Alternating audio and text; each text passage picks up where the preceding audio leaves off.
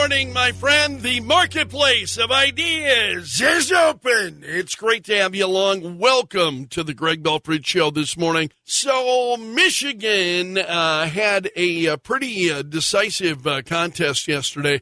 Voters in Michigan, and they both, let's start with President Joe Biden, where Biden wins, but he has some trouble.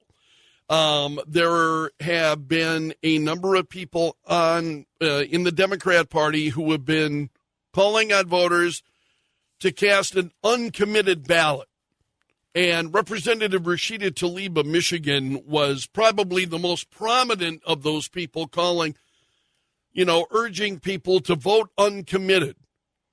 And as she said yesterday, I was proud today to walk in and pull a Democrat ballot and vote uncommitted. We must protect our democracy. We must make sure that our government is about us, about the people, she said. And she said with 74% of Democrats in Michigan supporting a ceasefire, yet President Biden is not hearing us, this is the way we can use our democracy to say, listen.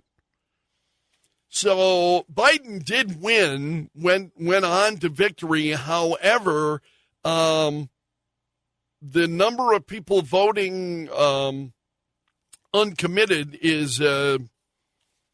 was pretty significant. It's one of the big takeaways from and this is Axios has got 4 takeaways from Michigan's primaries. And some of this is just absolutely fascinating. From a perspective as you just watching elections, I think as an observer of what's going on, some of it's fascinating. So there is, I mentioned the, Arab Americans who very clearly in Michigan voted not for Biden. They did not cast their ballots for Biden.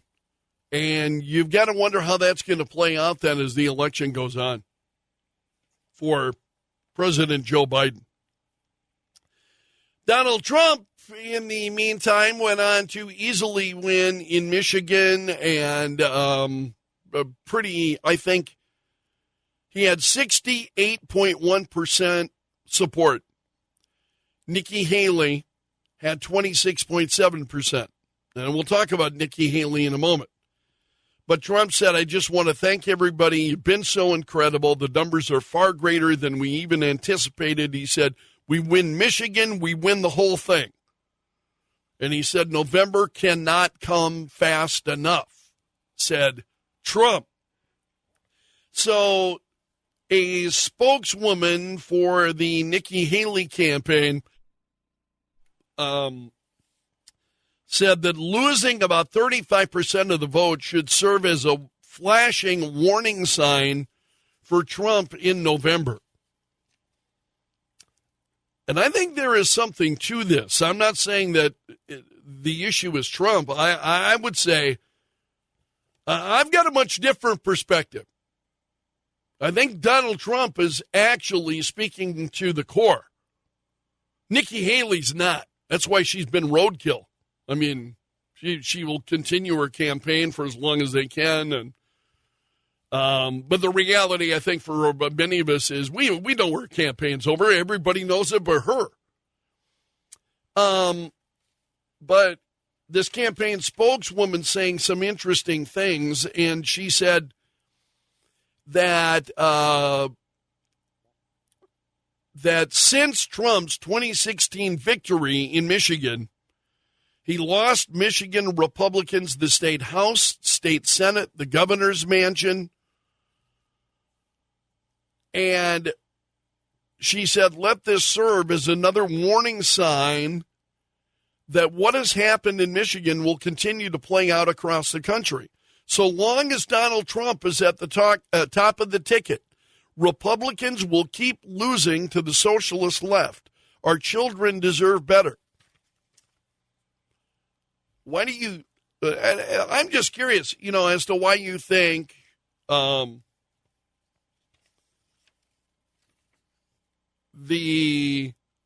if Donald Trump were to lose, because there are a number of people, and we've talked about it at length. I mean, it is just the focus. It's difficult to get away from the fact that you've got the Never Trump movement and the hatred of Trump that's out there, and it's been palpable for years, this hatred of Donald Trump. This business about, you know who Nikki Haley appeals to? Rhinos. So rhinos, where she's got an appeal. They hate Trump, and Nikki Haley, good enough. You know, it's the rhinos. It's the Republicans in name only. It's not the committed Republicans who are. I have yet to hear a single committed Republican who has been able to articulate this opposition to Donald Trump. I just haven't heard it. It's the, and I think what we see, who does Nikki Haley appeal to? Rhinos, Republicans in name only, because she's a rhino. I think you see that clearer than ever. So it's pretty fascinating. Axios has got a piece, 4 takeaways from Michigan's primaries, is the piece at Axios. Arab American and young voters turned out by the tens of thousands yesterday to vote, not for Biden, but for uncommitted in the Democrat primary.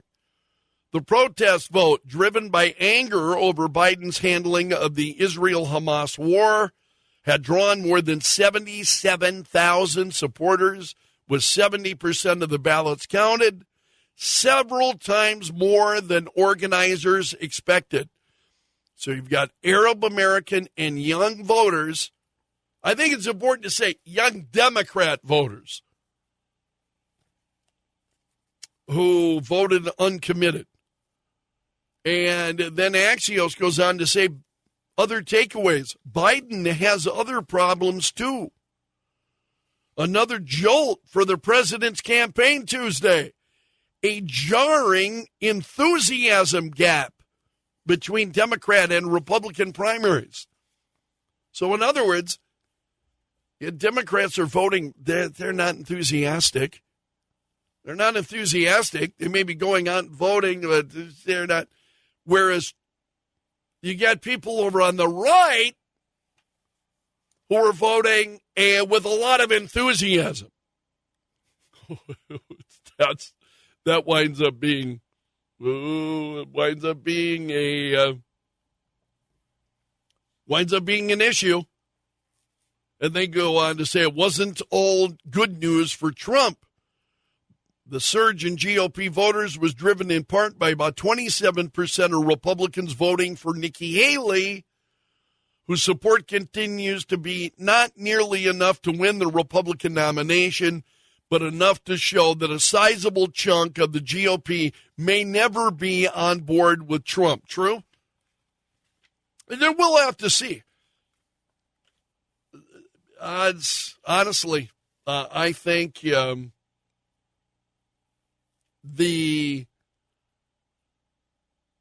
Democrats generally have all stood together. We've talked about this many times. Republicans, there are a number of Republicans who talk the talk, but they don't walk the walk. And then, so I have to wonder if that support for Nikki Haley that we saw in Michigan says more about the Republican Party than it does about Donald Trump. I don't think that it says all that much about Donald Trump. Because we all know who Donald Trump is. You love him or hate him. I think it says a lot, though, about the Republican Party. That's where the issue is at, is in the Republican Party. And we see that throughout the Republican Party, throughout the country, even in states like South Dakota. There are a number of Republicans, and you know them by name, who are Republicans in name only. They do not pursue or promote or talk, celebrate Republican values. You know who they are. I think that's the issue.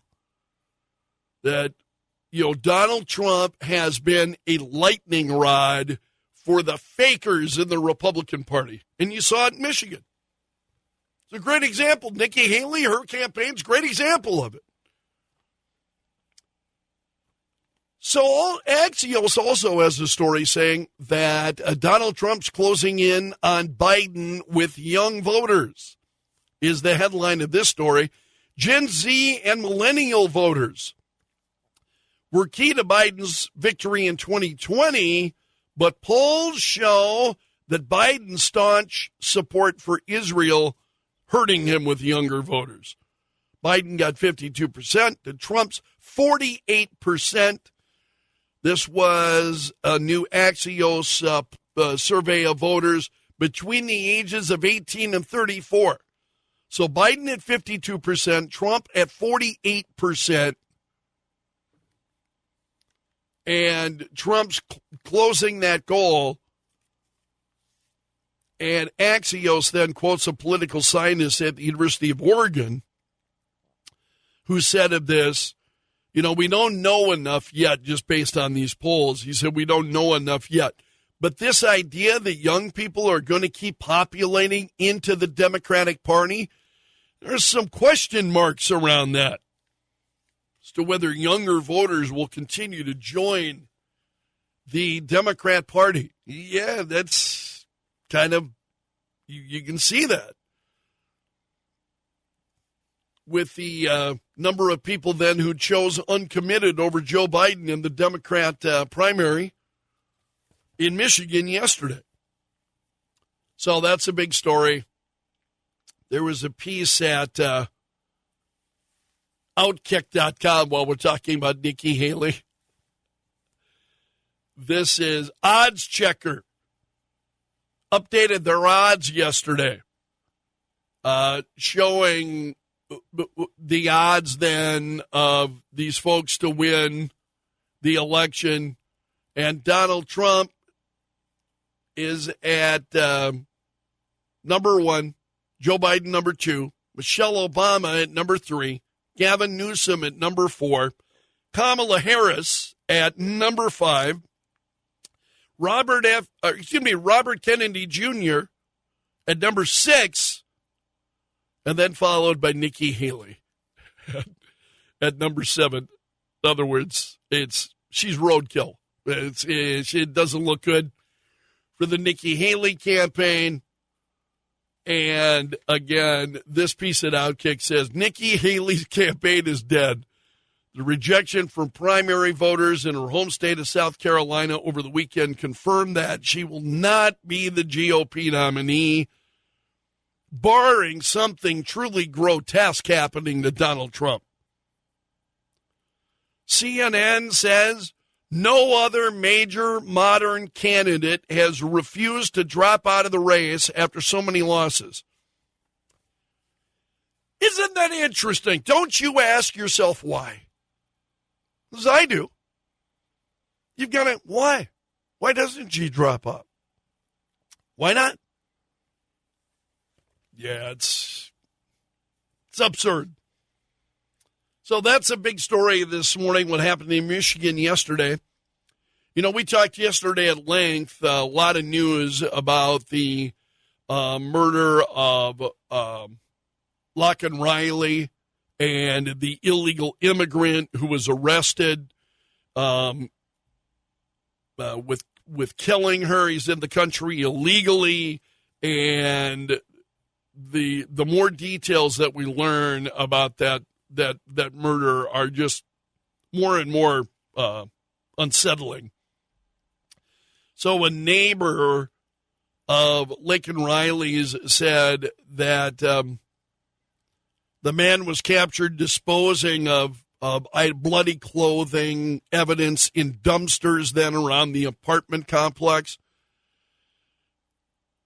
where he and this man live, and the neighbor said that he was there was footage of him disposing of this stuff captured on security and doorbell cameras. And he said he took all of the evidence. He's on camera with his bloody clothes in a bag. So the footage was taken as evidence by police. So this story is just, it's just incredibly upsetting. And what's happening then with the huge numbers of illegal aliens, and again, as others have said, 9 out of 10 people not going to be a problem. 9 out of 10 people looking for a better life, better situation, whatever it may be. That 10th person, and when you look at the numbers of people that we have released into this country, it's incredible. So now, Jim Jordan, Republican Jim Jordan, along with Representative Tom McClintock, sent a letter to Alejandro Mayorkas, the Secretary of Homeland Security, and they want more information about this. Jordan wants documentation related to the man who's now facing multiple murder and assault charges. And Jordan said, criminal aliens exploit vulnerabilities in our nation's immigration system to the detriment of those in the United States. And then it becomes about the border and policies. He said the Biden administration's border and immigration policies only increase the likelihood that criminal aliens will successfully enter and remain in the U.S. So they have given Mayorkas until March 12th to turn over the case history and file history of entries into the U.S. They want this information. And you can say that's political. It's unfortunate the border has become political. It shouldn't be. So they're demanding that evidence be turned over to them. And then, in another story I happened to see this morning, 34-year-old man from Guatemala, Guatemalan national, arrested in Massachusetts earlier this month, convicted of indecent assault and battery on a minor under 14. He had been released then despite that conviction, and there was an attempt then to file an immigration detainer. They went ahead and released him anyway. Then he was convicted of a separate assault and battery, and this goes on. So in other words, it's not just one. This is a common theme that we are seeing. And resulting in really the brutal murder of Locke and Riley. It's just really, really crazy. Also, this was interesting. I ran across, there have been several pieces about what's going on with comedy and in comedy right now, and how comedy has become woke. And then a number of comedians who are being canceled. And you may have seen, this is a comedian, Fox News certainly has had this story. They've talked to him at length. And it was one of the comedians who was canceled by the Capitol Hill Comedy Bar in Seattle, Washington. And so he's one of 4 comedians whose shows were canceled. And because they,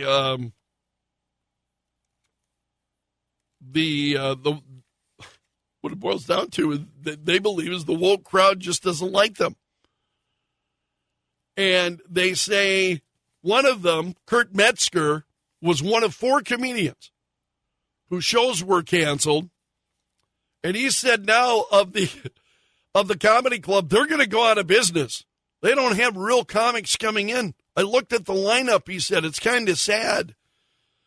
And he said when he heard about it, he said it made him laugh out loud, not because he thought it was funny. And he said,